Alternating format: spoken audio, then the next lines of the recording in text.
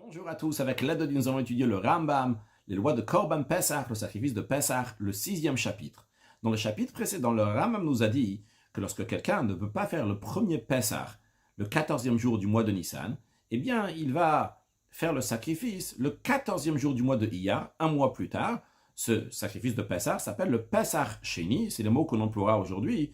Il fera le Pessah Sheni, qui veut dire le deuxième Pessah. Qui sont ces gens qui font le deuxième sacrifice de Pessah? Nous avons vu ce que la Torah elle dit, celui qui était dans un chemin lointain, celui qui était impur, celui qui a un cas de force majeure. Dans ce chapitre-là, le Ram va nous parler de celui qui est impur, qui fait le Pessah Sheni, non pas le Pessah Rishon. Quelle est cette personne qui est impure? Il y a différentes sortes d'impuretés. Donc, justement, ce que nous allons expliquer, nous allons voir différentes personnes donc, qui sont impures, différentes sortes d'impuretés. Et Bezrat Hashem, on les expliquera au moins très brièvement au fur et à mesure. Alacha Aleph, qui est cette personne qui est impure? Donc, de quelle personne impure parle-t-on quand on dit qu'il va être repoussé, donc il va faire le deuxième Pessah? Eh bien, réponse, tout celui qui ne peut pas manger le sacrifice de Pessah dans la nuit qui est entre le 14 et le 15 Nissan, Niptetumato à cause de son impureté. Quelle sorte d'impureté? Qui gonzavim, par exemple, un homme qui a eu un flux, Vezavot, Nidot, ou bien des femmes qui ont eu un flux, ou bien qui ont eu son Nida. La différence entre Zava, au pluriel Zavot, Nida au singulier et Nidot au pluriel, bien que les deux, la Zava et la Nida, les deux, c'est qu'ils ont eu un écoulement de sang. La différence, elle est dans le temps. Expliquons. La première fois que la femme, la fille, a du sang, eh bien, le premier écoulement, pendant les 7 jours, elle est considérée Nida. Après, elle va compter 11 jours. Dans les 11 jours qui vont suivre, si elle a du sang, elle est considérée Zava. Après, encore une fois, elle va compter 7 jours et ainsi de suite. 11, 7, 11, 7, 11, 7, 11, comme ça, toute sa vie. À moins qu'il y ait quelque chose qui va s'arrêter, mais ce n'est pas le contexte maintenant. En tous les cas, les 7 jours, si elle a du sang, elle a les lois de Nida. Si elle voit du sang dans les 11 jours, si elle a du sang dans les 11 jours, eh bien à ce moment-là, donc elle est Zava. Donc, ils sont impurs, Veyoldot, de même donc une femme donc, qui a accouché, ou Boale Nidot. Si un homme il a une relation avec une femme qui était Nida, comme vient de dire, donc elle avait un écoulement dans la période de Nida, la personne elle-même, elle devient impure pour 7 jours. Donc tous ces gens-là qu'on vient de citer, l'homme qui a eu un écoulement, la femme qui a eu un écoulement, la Nida et la femme qui a accouché, les bois, ceux qui ont un rapport avec la Nida, tous ceux-là donc ils sont impurs pendant 7 jours, ils ne pourront pas se purifier, ils ne peuvent pas se purifier donc avant le 15e jour de Nissan. Donc eux, ils sont repoussés pour le Pessah Sheni, pour le deuxième Pessah. Donc c'est ces impuretés-là. Aval, en revanche, un Ogia Benevé, là, quelqu'un qui a touché le cadavre d'un animal qui est mort, Vesheret, ou bien d'un des 8 reptiles que la Torah dit, lorsqu'ils sont morts, ils rendent impurs, des Kayot Seber, ou des choses similaires, Beyom Arba Asar, ils ont touché à ça donc le 14e jour du mois de Nissan. Mais toutes ces impuretés-là, ces impuretés qui restent jusqu'au soir, ce n'est pas des impuretés qui vont durer pendant 7 jours. Alors, ces gens-là, à Rezet Tovel, ils se rendent dans un rituel le même jour pour enlever son impureté. Veshochatim alav, et on fait la shrita du sacrifice de Pessah pour lui. D'ailleurs, quand on va voir l'expression plusieurs fois, Veshochatim alav, on fait la shrita du sacrifice de Pessah, c'est dans l'idée, c'est pas juste qu'on l'égorge, l'idée c'est qu'on peut faire le sacrifice de Pessah pour cette personne, il peut s'inscrire dans le sacrifice de Pessah. Donc quand est-ce qu'on va pouvoir l'inscrire dans le sacrifice de Pessah qu'il va participer? Achaché Yidbol, une fois qu'il va se tremper dans le bain rituel. Et bien que quand il s'est trempé dans le bain rituel, il n'est pas totalement à 100% pur. Il s'appelle un Dvul Yom, quelqu'un qui s'est trempé, Dvul, le langage de Tvila, le jour même, il doit attendre jusqu'au soir. Vela le soir, Kshiyarev Shimsho, littéralement lorsque son soleil va se coucher, c'est-à-dire une fois que le soleil va se coucher, une fois qu'il y aura les 3 étoiles qui vont sortir, il fera nuit, et il sera entièrement pur. Et donc, Ochel et Pessah, il pourra manger le sacrifice de Pessah en état de pureté. Donc dans Alacha Aleph, on a vu la différence entre ceux qui sont impurs pour 7 jours, que eux, ils ne mangent pas le sacrifice de Pessah, ceux qui sont impurs donc le 14e jour du mois de Nissan même, eh bien, s'ils ont juste besoin de se tremper aujourd'hui au Mivé, ils se trempent aujourd'hui au Mivé, d'autres personnes vont aller au temple donc pour faire le processus qu'il faut, puis ils ont le droit de s'inscrire dans le sacrifice de Pessah. Il n'y a pas tous les gens qui sont inscrits dans le sacrifice de Pessah qui se trouvent dans le temple. Ils s'inscrivent dans le sacrifice de Pessah, il y a un représentant qui va dans le temple et qui amène le sacrifice. Et le soir, donc il pourra participer à ce sacrifice. Attention, on verra des différences, même certains qui ont une impureté de 7 jours, des fois, qu'ils vont quand même, la est différente, on va voir à la fin de l'Achabet. On va faire tout de suite. L'Achabet. Tme met, quelqu'un qui est devenu impur parce qu'il était en contact avec un mort. Alors, cette personne-là, son processus de purification, et il va attendre 7 jours. Dans les 7 jours même, le 3e jour de son compte et le 7e jour de son compte, on va l'asperger avec ce qu'on appelle les eaux de la cendre de la vache rousse. On prend le sang de la vache rousse, on prend de l'eau et on asperge sur lui le 3e jour de ces 7 jours et le 7e jour de ces 7 jours. Mais son 7e jour, c'est le 14e jour du mois de Nissan. Afalpiché Taval. Alors, le Ram nous dit, bien que cette personne s'est trempée au mikvé pour sa purification, qui va finir ce soir, et il se trempe aujourd'hui, le 7e jour de sa purification. Et on a aspergé sur lui aussi, donc la deuxième dose, la deuxième fois qu'on doit mettre les eaux de la vache rousse, donc le 7e jour, ça aussi, on lui a fait.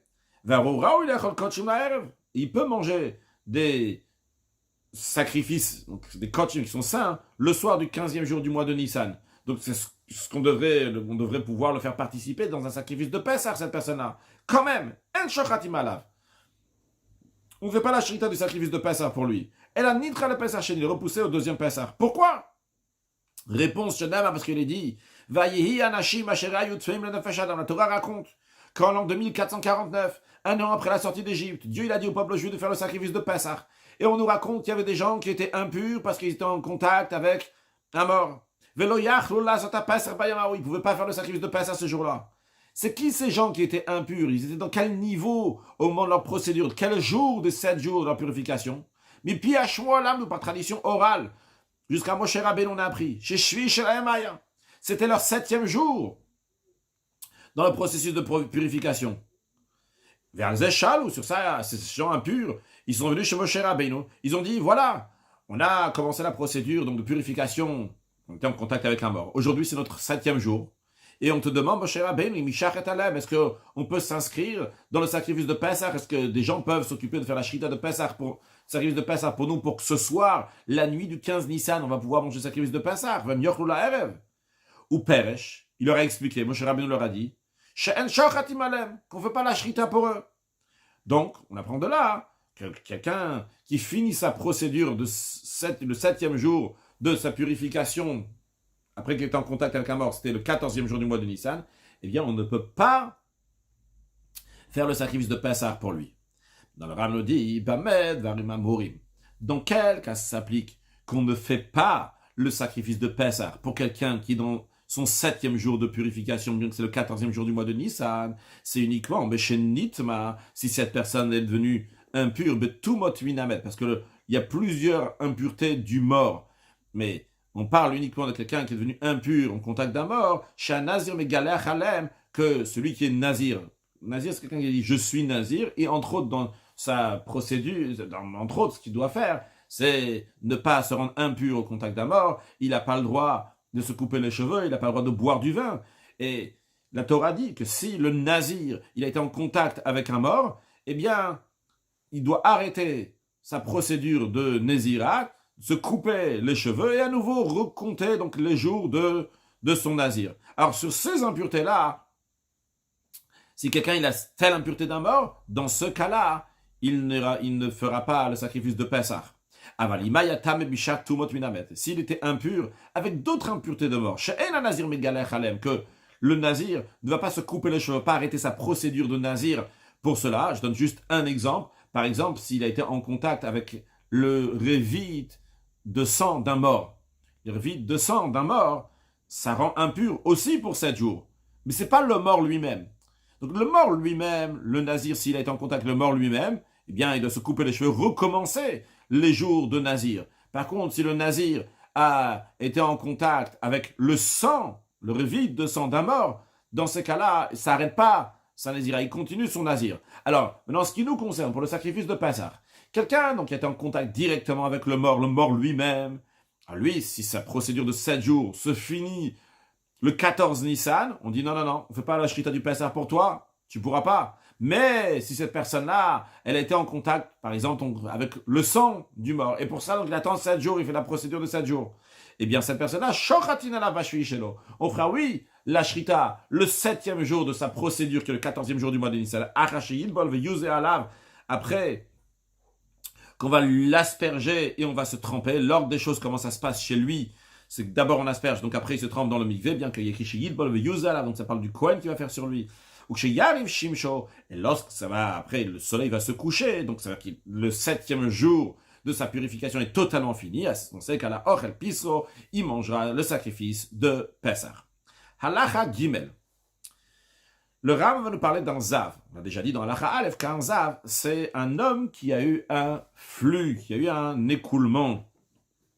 Shera Shtereyot, littéralement qu'il l'a vu de vue. Quand il a vu de vue, c'est pas question s'il a vu avec l'œil ou pas. C'est-à-dire qu'il a eu 2 écoulements. La loi, elle est que quelqu'un, un homme qui a eu 2 écoulements, il est impur pour 7 jours. Et le 7e jour, il va se tremper dans un bain rituel, et après, il sera pur, le soir, il sera pur. Attention à ne pas confondre avec le Zav, qui a vu 3 fois, c'est-à-dire qu'il y a eu 3 écoulements, que celui qui a eu donc 3 écoulements, lui, doit amener aussi des sacrifices, en plus des 7 jours qu'il est impur. Nous, parlons ici d'un Zav qui a eu 2 écoulements. Donc tout ce qu'il a, c'est uniquement qu'il est impur pendant 7 jours, et après, le soir, après 7 jours, il est pur. Donc, il a compté 7 jours donc pour sa purification. Il s'est trempé le 7e jour. Parfait, comme il faut. Ce 7e jour-là, c'était quand? C'était le 14e jour du mois de Nissan. Eh bien, shochatinala. Pour lui, on peut faire le sacrifice de Pessah. Et il va manger le soir. Il mangera donc ce sacrifice de Pessah. Non, Vimra Zov Achashinizakadam. Si la procédure a été faite comme il faut, il s'est trempé. Oh, il a compté les 7 jours. Le 7e jour, il s'est trempé dans un bain rituel. Et donc, si tout se passe bien, et quand ça arrive le soir, il va pouvoir manger du sacrifice de Pessah, parce qu'on lui a fait le sacrifice de Pessah.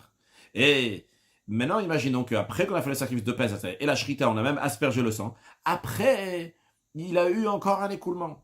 Et le problème, il est que s'il a eu un écoulement après, eh bien, ça casse les 7 jours qu'il avait. C'est-à-dire qu'il doit recompter maintenant 7 jours. La question qui se pose ici, c'est est-ce qu'il doit faire le 2e Pessah, le Pessah Sheni ou pas? Est-ce qu'on considère, il a fait son Pessah maintenant, et après il est devenu impur, et donc il doit pas faire le sacrifice de Pessah, ou bien on considère qu'il n'a pas fait du tout le premier sacrifice de Pessah. Réponse, elle est qu'on considère qu'il a, oui, fait le premier sacrifice de Pessah.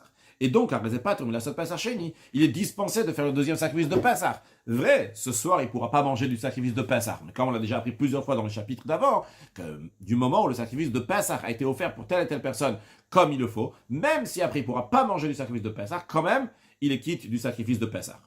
Vechen, de même, le Ram nous dit, en ce qui concerne une Shomeret Yom Keneged Yom, littéralement, une femme qui garde un jour pour un jour. Expliquons un peu plus. Donc, une femme qui est Zava, qui a eu un écoulement, donc la période de ces 11 jours, elle a eu un écoulement. La loi, elle est que cette femme-là, elle va attendre le lendemain. Imaginons que dimanche, elle a eu un écoulement. Eh bien, lundi, elle va se tremper dans un bain rituel. Elle attend la fin de la journée. Si elle n'a pas eu d'autres écoulements, eh bien, elle devient pure.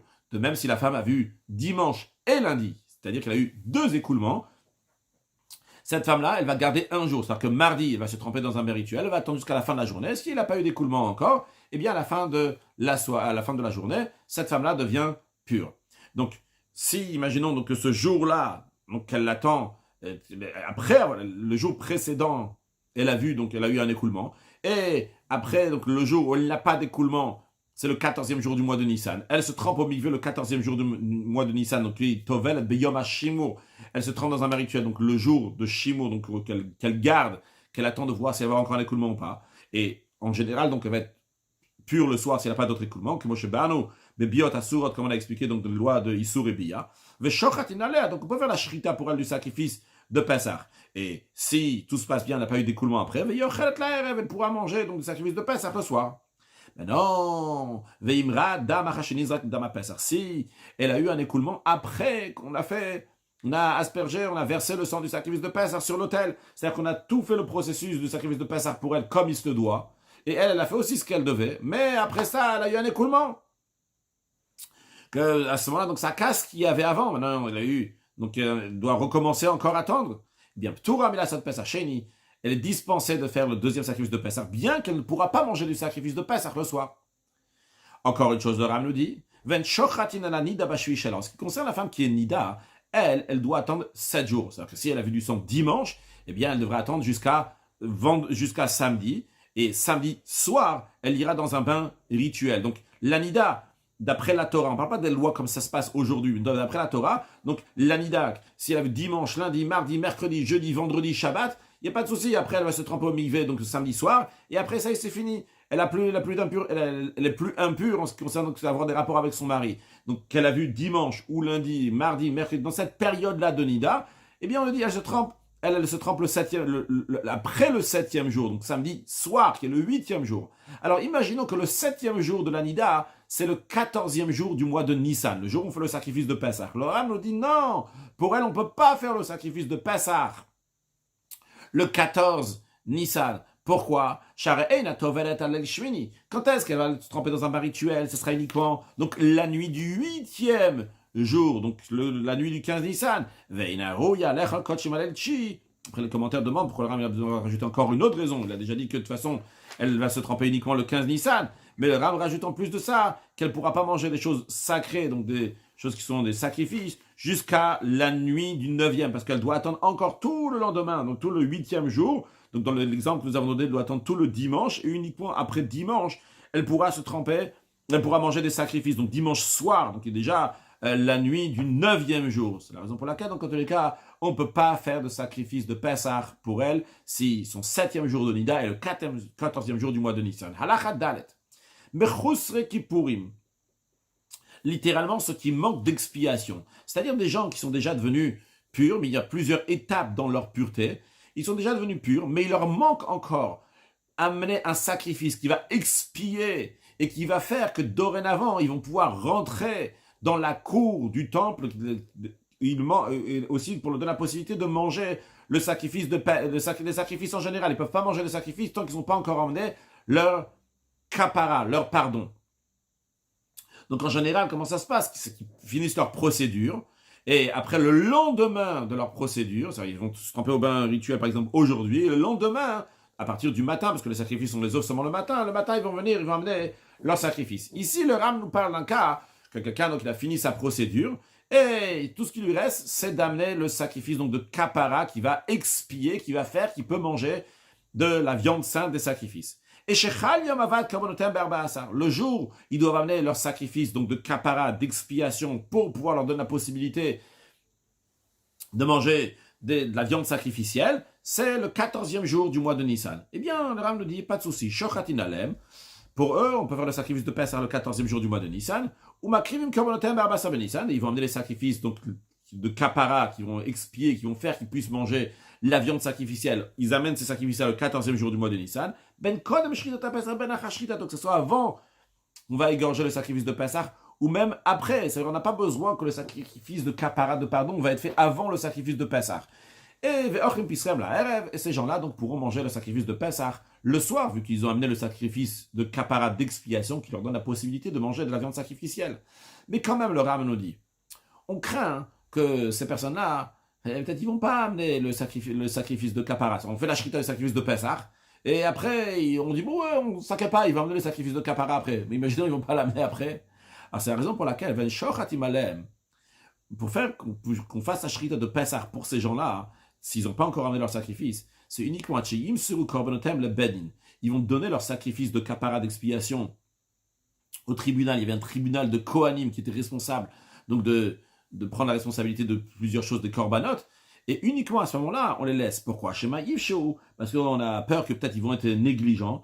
Ils ne vont pas amener ce sacrifice-là et ils ne pourront pas manger le sacrifice de Pessah. C'est la raison pour laquelle on dit, vous pouvez amener le sacrifice de kapara après qu'on fasse le sacrifice de Pessah pour vous. Mais donnez-les-nous. Nous, on prend la responsabilité qu'aujourd'hui, on va être sûr que le sacrifice de kapara va être amené pour que vous puissiez manger le sacrifice de Pessah ce soir. Alachahe, Metzora, en ce qui concerne donc le lépreux. Le lépreux, donc, il a un processus de purification.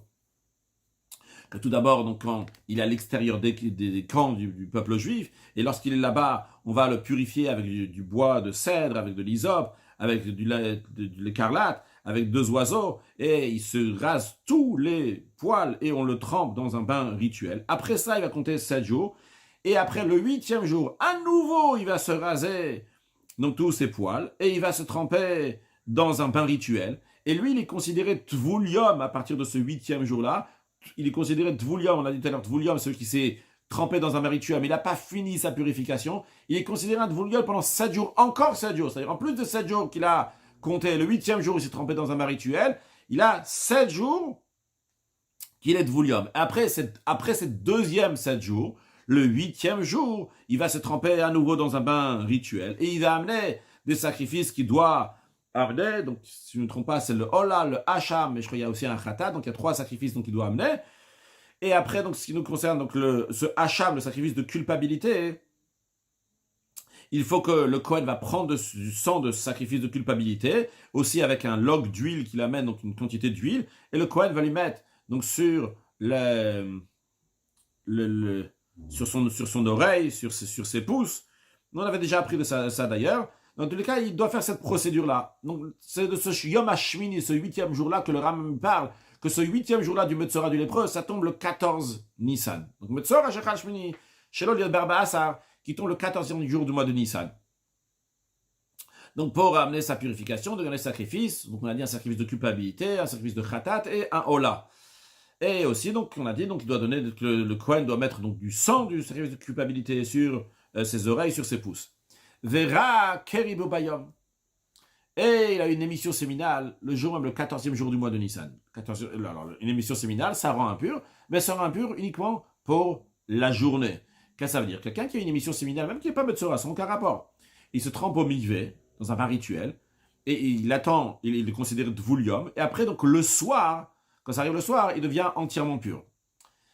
Alors lui, il a eu une émission séminale. Maintenant, à savoir, on a déjà appris dans l'Ilchot Biat Hamikdash, dans l'entrée dans le temple, que quelqu'un qui a une émission séminale, les sages l'interdisent de rentrer dans le temple. Lui, il a une émission séminale. Et la question est donc, comment il peut rentrer dans le temple? Il doit faire sa purification du 8e jour, rentrer dans le temple pour faire le sacrifice et pour que le Kohen va lui mettre sur son oreille, sur ses pouces, le pouce de la main droite, le pouce de la main, du pied droit. Qu'est-ce qu'il va faire? On nous dit, il se trempe dans un bain rituel, parce qu'il a eu donc une émission séminale.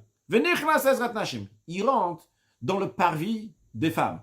La cour des femmes, c'est pas ce qu'on appelle la Hazara en général. Quand on parle de la cour dans le temple, qu'on met les sacrifices, c'est après la cour des femmes. Donc, j'ai pas d'image ici avec moi, mais c'est-à-dire, quand on rentre donc, du Mizrach, donc du côté est du temple, on rentre dans Ezrat Nashim. Ezrat Nashim fait 135 coudées. Après, il y a 15 marches jusqu'à qu'on arrive à la porte de Nicanor. Et après, derrière la porte de Nicanor, là-bas, ça s'appelle la Hazara. Et de manière plus précise, il y a la Ezrat Israël, il y a Ezrat Kohanim. Alors, lui, il arrive jusqu'à cette porte là-bas. Il rentre dans Ezrat Nashim seulement. Parce que Ezrat Nashim, le parvis des femmes, c'est interdit d'y rentrer là-bas pour quelqu'un qui est Dvulium, qui s'est trempé dans le mikvé aujourd'hui, uniquement par ordre rabbinique, non pas par la Torah. Donc, il rentre là-bas. Pourquoi il rentre là-bas? Qu'est-ce qu'il veut faire là-bas? On peut envoyer quelqu'un d'autre pour le sacrifice de Pessah. Mais non, lui, c'est pas le sacrifice de Pessah qu'il a besoin d'être là-bas. C'est pour amener ses sacrifices de Metzora. Donc, au Mevi Korbonotav, il va amener ses sacrifices. Le sacrifice de culpabilité, le sacrifice expiatoire, le sacrifice holocauste. Et le Kohen va lui mettre du sang du sacrifice de culpabilité sur là où il faut. Et par cela, donc, il va se purifier. D'ailleurs, il ne va pas rentrer totalement dans la Ezrat, dans la Zara qui est derrière les portes de Sha'ar Nicanor. Il va juste mettre ses doigts de pied là-bas, comme ça, que le Kohen va pouvoir lui faire ce qu'il faut faire, mais il ne rentre pas entièrement. Parce qu'il n'est pas encore entièrement donc pur. Sur les canes le chidouch, il est bien que quelqu'un qui s'est trempé dans un rituel Dvulium, il n'a pas le droit de rentrer dans le parvis des femmes. Alors, cette personne-là, elle s'est trempée parce qu'il a une émission séminale, mais il ne peut pas encore rentrer.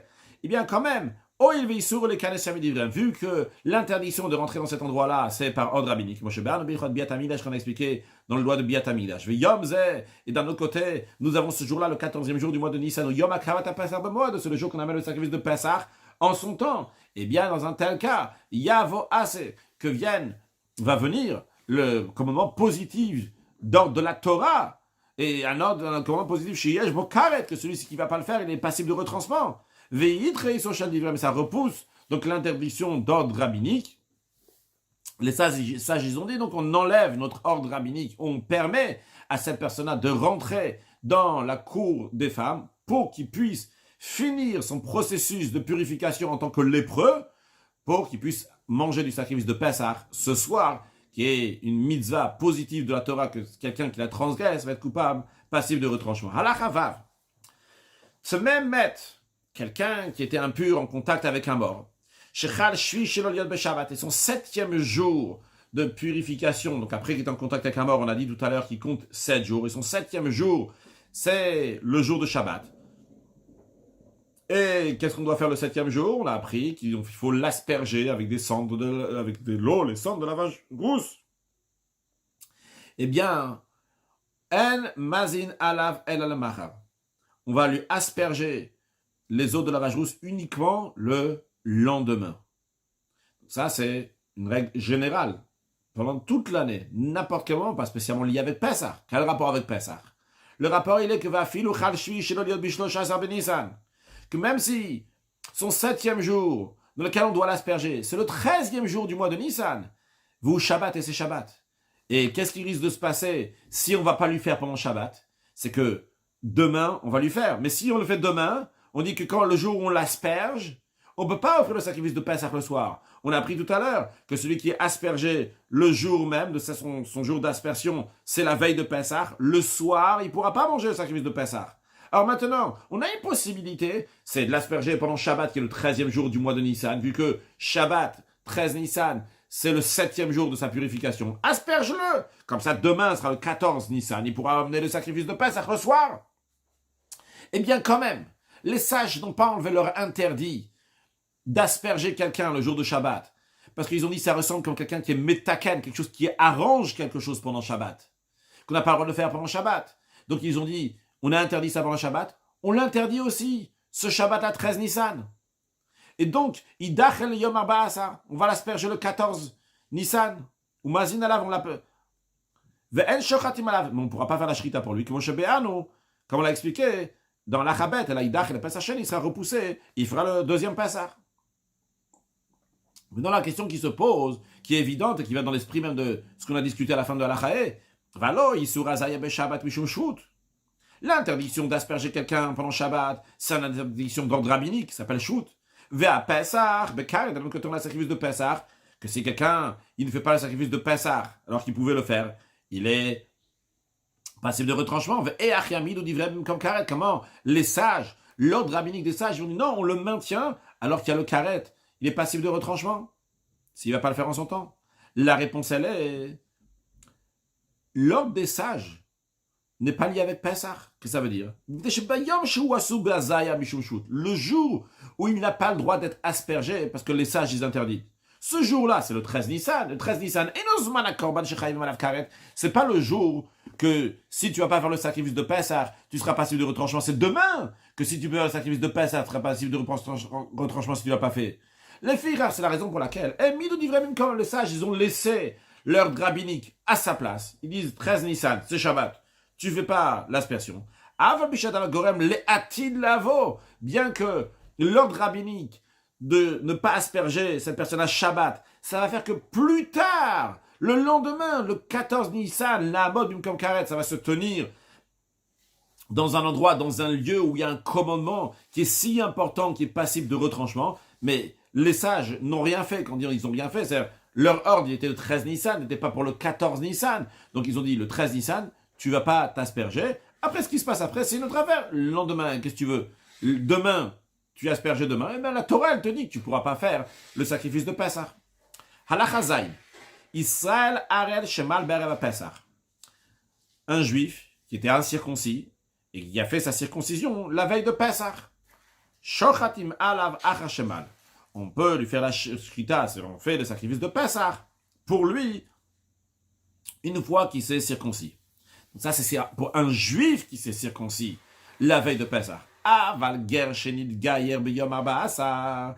Mais un converti qui s'est converti, c'est-à-dire un non-juif qui s'est converti le 14e jour du mois de Nissan, ou mal, et il a fait la circoncision, et en général, après avoir fait la circoncision, on attend qu'il va guérir, et seulement après, une fois qu'il va guérir, il va se tremper dans un bain rituel. Mais lui, il n'a pas attendu, Taval, et il s'est trempé le jour, même le 14e jour du mois de Nissan, il s'est trempé aussi dans le bain rituel.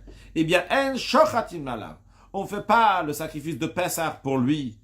Chez Eino Ochel la Erev, les sages ont décrété qu'un converti qui s'est converti la veille de Pessah ne mangera pas du sacrifice de Pessah le soir. Varéo encore plus que ça. Les sages considèrent le converti qui s'est converti la veille de Pessah que Poresh Mina Kever, comme quelqu'un qui vient de se séparer du contact avec une tombe, qui vient de se séparer d'un mort. Quelqu'un qui était en contact avec un mort, combien de temps il doit attendre? Il doit attendre 7 jours, et après il pourra se purifier et manger donc du sacrifice de Pessah. Imaginons, donc il a fait la circoncision une semaine avant Pessah. On lui dit, ok, tu vas compter 7 jours, et après tu pourras manger donc, du sacrifice de Pessah. Si donc ça tombe bien donc, dans les calculs, il y a largement 7 jours pour être aspergé et avoir encore un jour pour manger le sacrifice de Pessah. Pourquoi les sages ils ont fait ça? La raison, elle est imaginons que ce converti-là, l'année prochaine, il devient impur en contact d'un mort, et on est le 14e jour du mois de Nissan. Et lui, il va dire, tu sais, l'année dernière, le 14 Nissan au matin, j'étais en contact avec un mort. J'ai fait ma circoncision, on va donner des horaires par exemple. À 8h du matin, j'étais en contact avec un mort. À 9h, j'ai fait ma circoncision. Et à 10h, je me suis trempé dans le bain rituel. Et après-midi, j'ai amené mon sacrifice de Pessah. Alors pourquoi il a pu faire ça l'année dernière? C'est parce que quand il était en contact avec un mort à 8h du matin, c'était un non-juif. Et au moment où il s'est circoncis, il s'est trempé dans un bain rituel, à ce moment-là, il est devenu juif.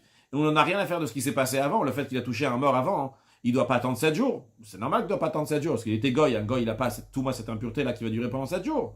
Maintenant, ce converti qui ne connaît pas la loi, l'année suivante, imaginons que ça arrive la même chose, que le matin, il a été en contact avec un mort. Eh bien, il va se tremper dans un bain rituel. Et il dit, c'est bon, l'après-midi, j'amène mon sacrifice de Pessah. Est-ce qu'on va dire tout de suite sur le texte? Donc les sages, ils ont dit, on l'interdit, s'il s'est converti la veille de Pessah, on l'interdit d'amener le sacrifice de Pessah. Il doit se mettre dans la tête qu'il doit attendre 7 jours. Donc sur le texte, on décrète que de peur que ce converti-là, l'année suivante, va devenir impur en contact d'un mort le 14e jour du mois de Nissan, il va se tremper dans un bar rituel, le soir il va manger le sacrifice de Pessah, il va dire, hey, l'année dernière les Juifs ont fait la même chose, lorsque je me suis circoncis, Tavalti, je me suis trempé dans un bar rituel, et j'ai mangé le soir même, bien que le matin j'étais en contact avec un mort. Non, le Ram demande, mais ok, les sages ont fait un décret. Ce décret-là, que le converti ne va pas manger le sacrifice de Pessah, milivrem, c'est parole rabbinique. Ou Pessah, le sacrifice de Pessah, Bekaret, c'est un commandement qui est tellement important que si quelqu'un ne le fait pas, il est passible de retranchement. Comme Karet. Comment les sages ont maintenu leur parole, leur décret, dans une mise assez importante de carré de retranchement, Beyom Korban, le jour du sacrifice, là c'est le jour même du sacrifice, pas comme avant à la Chavav, que c'était le jour d'avant le sacrifice. On a fait le 13 Nissan, les sages ils disent on maintient notre décret, mais c'est pas le 14 Nissan ici. Les sages maintiennent leur décret le 14 Nissan. La raison, la réponse, elle est pourquoi les sages y maintiennent. Parce que ce converti, il n'a pas fait ce qu'il devait faire. Ce converti, il ne doit pas faire les commandements. Tu sais que tu vas circoncire et se tromper dans un bain rituel. En général, comment on fait les choses? Pour se tromper dans un bain rituel, il doit attendre de cette guérie de la circoncision, que Moshe Béar, comme on explique dans les lois de Gérout, de conversion, dans les Khotisore Bia, dans le Péricule Dalet. Donc il doit attendre de guérir. Après, il va dans le bain rituel. C'est ce qu'il aurait dû faire. C'est lui maintenant qui s'est pressé pour aller au mikvé le jour même. Les filles, c'est la raison pour laquelle Midou divrem makomze. Les sages ont maintenu leur décret dans un tel cas. Charézé à mal, parce que ce converti-là qui s'est circoncis, ok, t'es circoncis 14 Nissan, mais ne va pas te tremper dans le mikvé jusqu'à que tu vas guérir.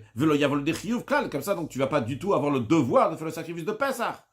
Ah, t'as fait pas comme il faut, tu t'es trempé dans le bain rituel le jour même, eh bien, tant pis pour toi. Les sages disent, on garde nous ce qu'on avait à dire, il fallait te tremper dans le bain rituel plus tard. Le Rav maintenant nous parle de quelqu'un qui est dans un beth apras. Un beth apras, c'est un endroit, un champ dans lequel se trouvait une tombe, et ce champ-là a été labouré, de manière que les ossements ont pu être dispersés dans tous les champs. les sages ont décrété qu'une surface de 100 coudées sur 100 coudées de ce terrain est considérée impure. Donc, ça, c'est le bête à pras. Maintenant, imaginons donc quelqu'un qui, c'est la veille de Pessah, et il va faire le sacrifice de Pessah. Il arrive, il a le seul moyen pour aller en direction d'Yerushalayim, il a un champ qui est bête à pras. On ne va pas traduire dans la suite de bête à pras. Il n'a pas ailleurs où aller, il doit y aller à Yerushalayim. Maintenant, je souligne que c'est les sages donc, qui ont interdit, ils ont considéré cette personne-là qui va dans le bête à pras, qui va être impur, donc de peur qu'il a touché, ou il a secoué, il a fait bouger un os qui a seora, qui a la taille d'un grain d'orge. Maintenant, qu'est-ce qu'il peut faire cette personne-là? Eh bien, un Rezem Naper, il souffle. Il souffle devant lui toute la poussière qu'il y a, c'est-à-dire qu'il y a au côté de la terre tout lisse, de manière que s'il y a un os, qu'il y a un petit os, donc qui a la taille d'un orge, ça va partir parce que il est plus là, il a tout soufflé. Et évidemment, s'il y a un gros os, tout de suite, ça va se voir. Et comme ça, il avance. Donc, il souffle comme ça et il avance. S'il a avancé, donc il n'a pas trouvé donc d'ossement sur le passage il est passé. Velonitma, donc il n'est pas devenu impur, parce qu'il n'a rien touché. Shochet, il peut faire la shrita du sacrifice de Pessah ce jour-là, et il peut manger ce sacrifice de Pessah. Même qu'il ait marché dans un bête à pras, quand même il peut faire sacrifice de Pessah. Pourquoi? Chez tout, bête à pras, mais dit vrai, parce que cette impureté d'un bête à pras, c'est uniquement par ordre rabbinique, qu'on apprendra Bezat Hashem dans le livre de Tara, dans la loi de Tumatmet, l'impureté d'un mort, Veloemid ou divem comme karet. Vu que c'est par ordre rabbinique, les sages n'ont pas maintenu leur décret du bête à pras de rendre impur la personne lorsque se présente une mitzvah, que si on ne va pas la faire, on est passif de karet de retranchement. Comme nous avons expliqué dans la Chaïm. Vechen. Encore une chose, le Ram nous dit que bête à pras chez Nidosh, un bête à pras donc qui a été piétiné, il y a beaucoup de gens, donc des hommes, des animaux qui sont passés là-bas, ils ont marché dessus. Tar, là, c'est Pessah. Il est pur pour celui qui a fait le sacrifice, quelqu'un qui fait le sacrifice de Pessah, car le fait que les gens, ils ont marché dessus, ça a mis de côté, donc ça fait éclabousser, ça a mis sur le côté du passage les os qu'il y a, et puis d'autres explications aussi ici, mais en tous les cas, on considère qu'il n'y a plus maintenant d'os qui font la taille donc d'un grain d'orge. On peut expliquer aussi donc ces petits ossements sont cassés. Donc les sages ils disent, en ce qui concerne le sacrifice de Pessah, on met de côté notre décret pour le bête à pras. Halachatet. Maintenant le Ram nous parle de Aonen. Donc quelqu'un qui est Onen, donc comme on a dit tout à l'heure, c'est quelqu'un qui est un des proches de famille, donc son père, sa mère, son frère, sa soeur, son fils, sa fille ou sa femme, qui sont décédés le jour même, il est Onen de la Torah. Après la journée, une fois que la journée est passée, donc ça arrive le soir, il y a aussi une aninout, donc il y a le onen, mais c'est uniquement par ordre rabbinique. Alors la question, elle est, celui qui est onen, est-ce qu'il peut faire le sacrifice de Pessah ou pas? On va discuter donc de différents moments. Alors on nous dit, il peut manger le sacrifice de Pessah le soir, la nuit du 15, déjà aninout là, il a mis vrai, car le fait d'être onen la nuit qui suit la mort, c'est uniquement par ordre rabbinique. Donc l'OMI de Divrem et d'Avarzeh, donc les sages n'ont pas maintenu leur aninout, leur onen, dans un tel cas, bimkom karet, lorsque se présente une mitzvah qui est tellement importante que la Torah dit que si on ne va pas la faire, on est coupable de retranchement. C'est la raison pour laquelle elle a shochatina alav. On fait la shrita, on fait le sacrifice de Pessah pour cette personne-là qui est onen. Mais on lui demande quand même de se tremper dans un bar rituel. Après, ça va manger le sacrifice de Pessah. Pourquoi on lui demande de se tremper dans un bar rituel? On ne parle pas de quelqu'un qui est en contact avec le mort ici, il est juste onen. La raison, elle est parce que les sages, ils craignent que cette personne-là va être très dans sa tête, beaucoup dans son aninout. Il ne va pas faire attention de ne pas devenir impur. Donc, les sages lui ont dit pour qu'il se sépare, il va dans un autre monde de sa aninout, de son onen, sa peine, il va pas mettre sa tête donc ailleurs, il va faire attention. C'est la raison pour laquelle que les sages ils ont dit qu'il va se tremper dans un milieu, dans un rituel. Mais dans quel cas s'applique que les sages ils disent qu'on enlève notre aninout donc du soir, et cette personne-là on va lui faire le sacrifice de Pessah le 14 Nissan, c'est shemet lo amet achachatzot. Si le mort est mort après midi du 14 Nissan, après midi du 14 Nissan, il y a déjà l'obligation de faire le sacrifice de Pessah. Mais si le mort est mort le 14 Nissan avant midi, qui n'avait pas encore l'heure de faire le sacrifice de Pessah. Dans un tel cas, elle a en shochatim alav, on ne fait pas la shrita pour cette personne-là. Elle a idach et la sheni, il va être repoussé pour le deuxième Pessah. Shachatu alav, s'ils ont fait la shrita, vezarku adam, mais ils ont aspergé le sang pour lui, donc tout le procédure du sacrifice de Pessah a été fait. Tovel, il se trempe dans le bain rituel, comme on a dit les raisons juste avant. Ve'ochel ha'erev, il va manger le soir. Ça, on a parlé de quelqu'un qui a eu un mort le 14e jour du mois de Nissan. Maintenant, Melkovet Bishlocha, s'il a eu un mort le 13 Nissan, ou Gvaro Berba Asar, l'enterrement s'est passé le 14 Nissan, Arubeyom Gvura Onen Midivrem, le jour de l'enterrement, il est Onen par ordre rabbinique. Et même par ordre rabbinique, le soir, donc le 15 Nissan, il sera plus Onen. C'est la raison pour laquelle que Shochatin Alav, on fait la shrita pour lui. Vetov, elle va se tremper dans un bar rituel. Ve'ochel ha'erev, et il va manger le soir, pas seulement du sacrifice de Pesach, même les autres sacrifices. Maintenant, le Rav nous dit encore une chose. Veyom Shmua, le jour qu'on entend, quand on apprend en retard la nouvelle du décès de son proche parent. Veyom Likutatzamot, bien le jour, on recueille les ossements de son proche parent pour le mettre dans un caveau familial. Areu Kriyom Gvura, c'est considéré comme le jour de l'enterrement. Donc, si c'est comme le jour de l'enterrement, il y a Onen, mais Onen uniquement par ordre rabbinique. Et dans le jour, mais non pas la nuit qui suit, le fichar, c'est la raison pour laquelle. Micheliktulo Atzmot Meto, celui qu'on lui a recueilli les ossements de son mort pour l'enterrer ailleurs. Beyom Abba, ça c'était le 14e jour du mois de Nissan. Osheshama Shemetomet, ou bien il a appris en retard la nouvelle du décès d'un proche le 14e jour du mois de Nissan. Donc il est Onen par ordre rabbinique dans la journée seulement. Donc Shochatin Alav, on fait le sacrifice de Pessah pour lui. Et il va se tremper dans le rituel. Et, comme on a dit, il a raison. Donc, pour qu'il soit concentré, il ne va pas penser, donc il va faire attention donc, de ne pas rendre impur les sacrifices. Il pourra manger pas seulement le sacrifice de Pessah, mais même les autres kochim, donc toutes ces choses qui sont saintes, la erev le soir. Halacha Yud, Mishaya Chofer Begal.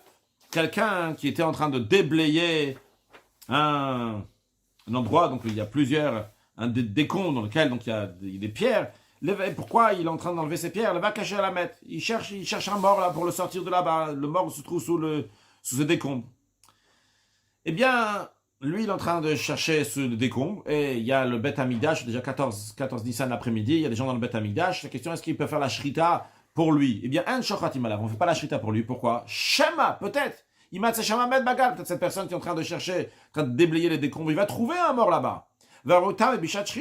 Et pendant ce temps-là, on est en train de faire la shrita pour lui dans le Beth Amikdash, donc il est inscrit dans un sacrifice de Pessah.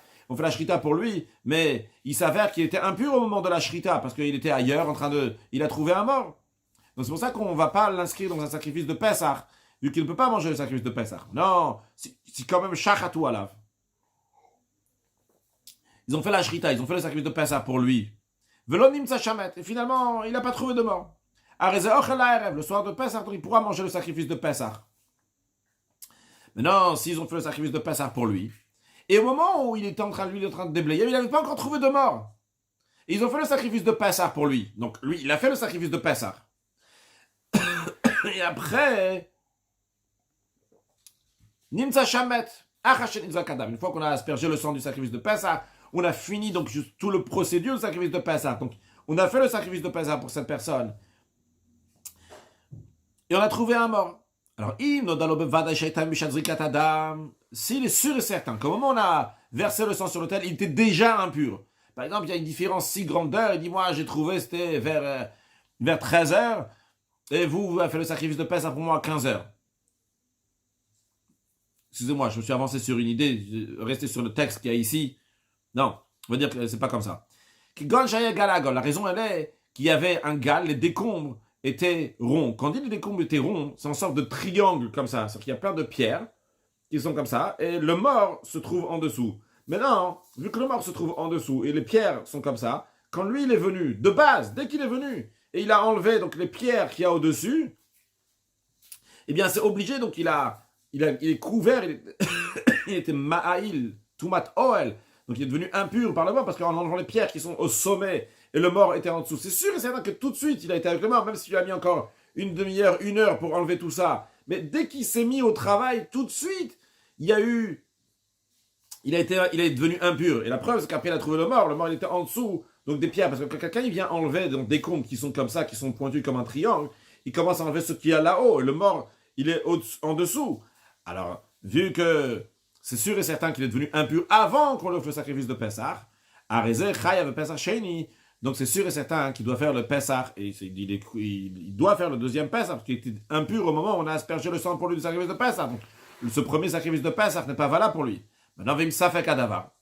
Maintenant, si il y a un doute, peut-être qu'il n'était pas au-dessus de l'impureté. Il a trouvé le mort. Mais peut-être au moment où on a aspergé le sang, il n'était pas encore impur. Peut-être qu'il est devenu impur après qu'on a aspergé le sang. Par exemple, imaginons qu'il y avait des décombres, mais qui étaient étalés comme ça. Et lui, il a retrouvé le mort en plein milieu. Donc il a commencé à enlever des pierres sur le côté.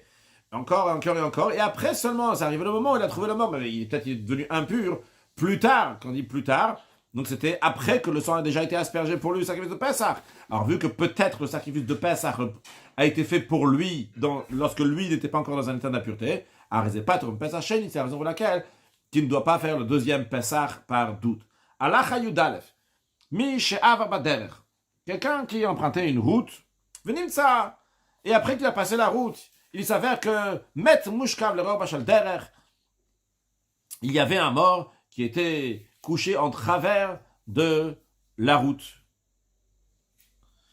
Donc il y avait d'un côté la tête, d'un côté les pieds, mais c'est possible qu'il est passé à côté. Il était à pied, quand il marche comme ça, il va à droite, à gauche. Il n'a pas suivi le chemin exact.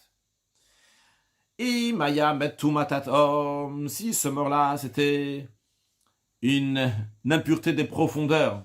Une impureté des profondeurs, ce qu'on appelle, c'est quand il y a un mort qui se retrouve donc sous de la paille, sous des pierres, sous du bois, et que sûrement personne l'a jamais vu.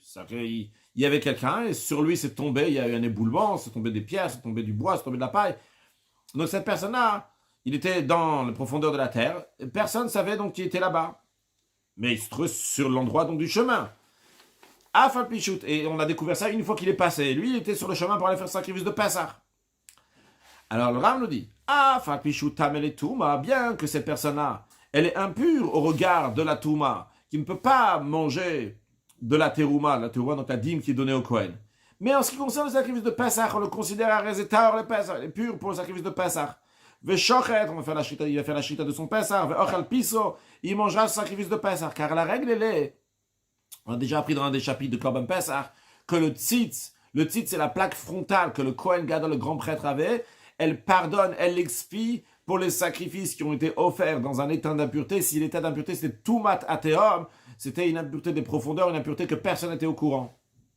Bien que c'est possible qu'il a peut-être touché le mort, peut-être il a déplacé le mort en passant là-bas, ou bien il est passé tout simplement au-dessus, il a fait Tumat Oel en mettant sa main au-dessus, il est passé au-dessus, donc il est devenu impur. Si en effet vraiment il a touché ou il est passé au-dessus, il serait impur et il ne pourra pas amener le sacrifice de Pessah. Parce que la Tumat Atom, cette impureté de profondeur, vrai que la plaque frontale du grand prêtre expie, c'est uniquement Bedievet, si on a déjà amené un sacrifice en état d'impureté. Mais ici, cette personne-là va offrir, il n'a pas encore offert son sacrifice de Pessah, il va offrir son sacrifice de Pessah. Et tu me dis, c'est Tumat Atom, c'est une impureté donc de profondeur, et peut-être il n'a pas touché. Alors on dit, oui, oil vit Tumat Atom. Vu que c'est Tumat Atom, donc c'est une impureté des profondeurs, et le plaque frontale pardonnera, expirera, même, pas comme je viens de dire, mais même s'il est devenu impur sûr. Alors quand on a un doute maintenant, s'il est devenu impur sûr, elle pardonnera, comme je viens de dire, c'est oui comme je viens de dire, dans le sens que même si on est sûr après que cette personne-là était devenue impure, on ne savait pas au début qu'il était devenu impur, mais après on a su, il est sûr et certain qu'il était devenu impur, et on dit que cette plaque frontale va oui pardonner, va oui expier ce qui s'est passé avant. Alors ici, que lui, il n'a pas encore au même sacrifice de Pessah, il y a peut-être une chance qu'il était, vu qu'il était à pied, comme on va voir tout de suite, qu'il n'est pas passé sur le mort. Donc on a deux choses ici. Premièrement, c'est l'impureté des profondeurs. Et deuxième, que le tzitz, il est merat, c'est le plaque frontale du grand prêtre, expie sur ça. Si on l'a fait Bediavet après coup. Mais il y a une autre chose ici. C'est vrai qu'on est avant coup ici, il n'a pas encore amené le sacrifice de Pessah. Mais peut-être il n'est jamais passé au-dessus de ce mort. Oil vitumat atom. Tar le Pessah, il peut amener ce sacrifice de Pessah. Et même que le mort, il est en entier. Vous mina katse la katse, il est d'un côté du chemin jusqu'à l'autre côté du chemin, la tête d'un côté, les pieds de l'autre. Et c'est presque sûr qu'il est passé au-dessus, il est devenu impur. Mais quand même, c'est pas sûr et certain. C'est possible qu'il s'est dévié du chemin. C'est la raison pour laquelle il fait oui, sacrifice de Pessah. Jusqu'à qu'il est sûr et certain. S'il est sûr et certain qu'il est touché, à ce moment-là, il ne fera pas le sacrifice de Pessah. Mais attention, ce qu'on vient de dire, que cette personne-là, elle est passée sur le chemin, et il y avait un mort, et qui quand même va amener ce sacrifice de Pessah, vu que c'était un mort qui était des profondeurs, et il n'est pas sûr de l'avoir touché, c'est uniquement Béchaïa Béala Bérag, s'il marchait à pied. Charev cherche le Higa, c'est possible donc qu'il n'a pas touché le mort, parce qu'il est parti un peu à droite du chemin, un peu à gauche du chemin, il n'est pas parti, il a dévié un peu de la route. Avalimaya Rochev, mais si il chevauchait un animal, donc il était sur un animal, au Toel Massa, bien qu'il portait une charge, et en général, donc tu vas pas commencer à t'amuser à tourner un peu à droite, à gauche, à dévier du chemin. On garde bien le chemin, on essaie de pas porter plus, donc reste bien sur le chemin avec les animaux, la charge qui est ce soir. Dans ces cas-là, Arezetame, il est impur. Avabeshitu matatom, même qu'il y a quand même la raison qu'on a mentionné avant que c'est une impureté de profondeur. Les fichiers IF cherchent le gars. Dans un tel cas, on ne dit pas peut-être il n'a pas touché. Juste, il faut être sûr. Parce que dans un tel cas, au contraire, on dit c'est impossible qu'il n'a pas touché. Monsieur le Yassid, ou bien qu'il n'a pas déplacé, Monsieur le Yaïl, ou bien qu'il n'est pas passé au-dessus. Donc on considère cette personne impure. Donc du moment où on est sûr et certain que cette personne est impure, on va pas dire de toute façon, ça va le site, il va expier. Le Ram nous dit que les lois de l'impureté de profondeur, on a déjà expliqué dans les lois de Nézirut. Celui qui a fait le sacrifice de Pessah, et en présumant qu'il est pur. Après qu'il a amené le sacrifice de Pessah, il a su il était impur avec cette impureté de profondeur. Et le chayav Pessah Sheni. Il ne doit pas amener le deuxième sacrifice de Pessah, justement parce que le tzitz, on a appris donc que le tzitz, le plaque frontale du grand prêtre, va expier sur ça. Et ça, c'est le fait que la plaque frontale du grand prêtre expie sur cette impureté, c'est une loi que nous avons reçue de Moshe Rabbeinu de génération en génération. Mais si quelqu'un a le sacrifice de Pessah, et après avoir le sacrifice de Pessah, il a découvert qu'il était impur à cause d'une impureté donc qui est connue, non pas une impureté donc des profondeurs, dans ce cas-là, il doit amener le deuxième sacrifice de Pessah. Halacha Yud Gimel, Mishenitma Bemet, celui qui est devenu impur en contact d'un mort. On l'a aspergé, comme on a dit tout à l'heure, qu'on doit l'asperger donc le troisième jour de ces 7 jours, le septième jour de 7 jours. Uba Shvi Shelo, lorsque ça arrive le septième jour, après qu'on l'a déjà aspergé, après qu'il s'est déjà trempé dans le bain rituel, Nitma Bekaveraton, il est devenu impur avec une impureté des profondeurs. Velo Yada, il n'était pas au courant de cette impureté. Maintenant, son 8e jour de cette personne-là, c'est le 14e jour du mois de Nissan. Vers sa Pessah, il a fait le sacrifice de Pessah. Becheskat Shotar, en présumant qu'il est pur. Et après avoir fait le sacrifice de Pessah, il a découvert qu'il était impur par une impureté de profondeur. Et il nous chayav Pessah Sheni. Cette personne-là ne doit pas faire le deuxième Pessah. Pourquoi? Vu qu'il s'est trempé dans le 7e jour, il a fait son aspersion des eaux de lavage rousse et il s'est trempé dans le bain rituel. Paskatuma Rishona. On finit avec la première impureté qu'il avait jusqu'à présent. Il est considéré quelqu'un qui est présumé, qui est pur. On tourne une nouvelle page maintenant. Et donc, vu que c'était quelqu'un qui était pur et qui a la Tumat Atom qui est venue, cette impureté des profondeurs, qu'il a découvert après le sacrifice de Pessah, eh bien, cette impureté qu'il a découvert après, elle a été découverte une fois qu'on se considère déjà pur. Et vu que cette impureté a été découverte, cette impureté des profondeurs a été découverte une fois qu'on le considère déjà pur, eh bien on le maintient dans quelqu'un qui est pur, on le présume quelqu'un qui est pur, et donc, même qu'il a fait son sacrifice de Pessah après avoir été en contact avec l'impureté des profondeurs, mais la plaque frontale du grand prêtre va expier sur ça. Mais c'est uniquement si c'était déjà le 7e jour, et c'est déjà aspergé et trempé dans le bain rituel que le considère pur, et ce qui s'est passé après, on dit la plaque frontale va expier. Mais si il a été en contact avec cette impureté des profondeurs, c'était le 6e jour de son impureté. Il ne s'était pas encore aspergé le 7e jour, il ne s'était pas encore trempé dans le bain rituel le 7e jour, c'est le 6e jour. Velo yada atchasa Pesach. Il n'était pas au courant. Il a tout fait la procédure et il a fait le sacrifice de Pesach. Et après avoir fait le sacrifice de Pesach, il découvre que le 6e jour de son impureté, il a été en contact avec une impureté des profondeurs. Arezechaya ve Pesach Sheni. Lui, il est tenu à amener le 2e sacrifice de Pesach. Pourquoi? Parce que pourquoi la plaque frontale ne va pas pardonner ici? Parce que quelqu'un qui est impur, il est présumé impur, alors on le garde impur tant qu'on n'est pas sûr qu'il est impur. Donc cette personne-là qui était déjà impure, il s'était pas trempé dans le bain rituel, il n'était pas été aspergé, il était déjà impur. Il y a eu tout matatom, il y a eu cette impureté de profondeur. On dit, t'es encore impur. Achitar vadaï, uniquement lorsque quelqu'un, il est sûr et certain qu'il est pur. Alors à ce moment-là, on dit qu'il n'y a plus rien du tout. Mais tant que ce n'est pas encore le cas, Sheraglaim la davar, littéralement, il y a des pieds, ça s'est fondé, il y a quelque chose ici, il y a une impureté qui est là, eh bien d'autres impuretés qui viennent. Ce n'est pas étonnant qu'il y a d'autres impuretés qui sont là. Uniquement quelqu'un qui est présumé pur à ce moment-là, la tumatat homme, on dit, la tumatat homme, pas grave, on te considère déjà qu'il était pur, cette impureté de profondeur va pas enlever donc ta pureté, et le sacrifice de Pessah est bon, si ce n'est pas le cas, eh bien il devra faire le 2e sacrifice de Pessah. Un enseignement général du sacrifice de Pessah, très important, que le rabbi a répété plusieurs fois au nom du rabbi précédent, c'est que l'enseignement de Pessah Sheni, c'est même que quelqu'un était dans un chemin lointain, et même que quelqu'un était impur, et c'était exprès qu'il était impur. C'est-à-dire que spirituellement, il s'est mis dans une situation qu'il ne fallait pas se mettre. Eh bien, quand même, on le dit, ni token fa fallen. C'est jamais perdu, c'est jamais trop tard, tu peux toujours te rattraper, tu peux toujours faire ce qu'il faut, et revenir sur le chemin, mettre ton Pessah Sheni, naître à nouveau, te rattacher à Kadosh Baruch Hu, et te préparer ta famille, la ville, les Kabel de Mashiach Tzidkenu, pour accueillir Mashiach now. Excellente journée.